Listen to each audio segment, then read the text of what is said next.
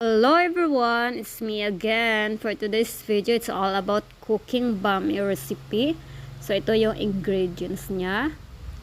So, i-flex natin and then gigisahin na natin sa sariling mantika niya guys, yung karning baboy.